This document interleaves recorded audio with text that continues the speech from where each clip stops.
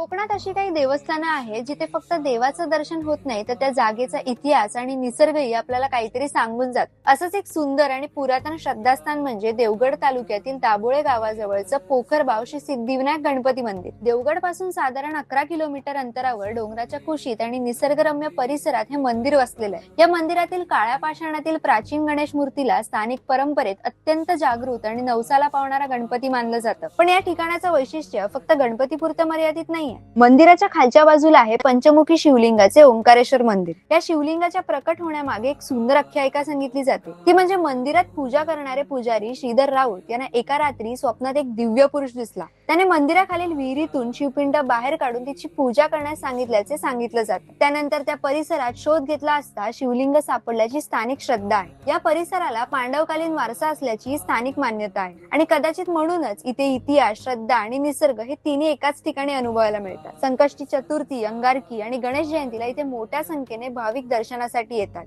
पोखरबावचा सिद्धिविनायक फक्त एक मंदिर नाहीये तर कोकणाच्या मातीत जपलेली श्रद्धा, एक आख्यायिका आणि एक सुंदर वारसा आहे.